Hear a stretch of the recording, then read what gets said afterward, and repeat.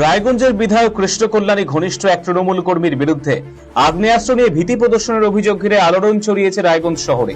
প্রসেনজিৎ সাহা নামে তৃণমূল কর্মীর বিরুদ্ধে প্রয়োজনীয় পদক্ষেপ গ্রহণের দাবি জানিয়ে রায়গঞ্জে বিধায়কের হস্তক্ষেপ প্রার্থনা করে সমাজ মাধ্যমে পোস্ট করলেন এক মহিলা, যা নিয়ে তৈরি হয়েছে বিতর্ক।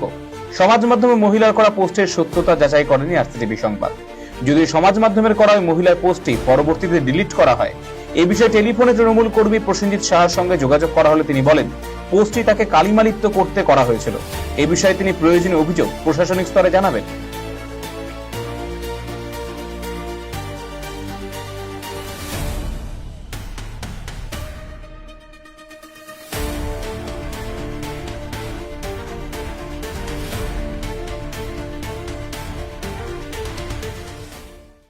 দেখুন, আমি গতকাল রাতে আমি এই পোস্টটা দেখেছি। অ্যাকচুয়ালি আমি কল্যাণী এমসে আমার এক ভাইয়ের অপারেশন আছে, তাই আমি বাইরে আছি। হ্যাঁ, তো আমি যখন দেখলাম ওই পোস্টটা দেখে, হ্যাঁ, তো দেখে আমি আমার আইনজীবীর সাথে কথা বললাম, যেহেতু আমি বাইরে আছি এবং আমি রায়গঞ্জে ফিরেই সাইবার ক্যাম্পে কেস করব।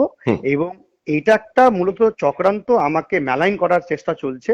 হ্যাঁ, যাতে মানে জানে আমি একটা নির্দিষ্ট পার্টি করি। হ্যাঁ, সামনে বিধানসভা ভোট আছে। হ্যাঁ, এই জন্য আমাকে মেলাইন করার জন্য একটা চেষ্টা চক্রান্ত চলছে। আর যে পোস্ট করছে, যিনি পোস্ট করছেন, হ্যাঁ, তিনি কেন 24 ঘন্টার মধ্যে সেই পোস্টটাকে ডিলিট করে দিল? তার তো সে তো আইসে যাবে, আদালতে যাবে, আইনের দ্বারস্থ হবে। হ্যাঁ, আমি যখন আইনের দ্বারস্থ হচ্ছি, উনি আইনের, আমি যদি করে থাকি তাহলে উনি আইনের দ্বারস্থ হন। আচ্ছা, হ্যাঁ, আচ্ছা, তাহলে উনি কেন করে দিলেন, ডিলিট করে দিলেন?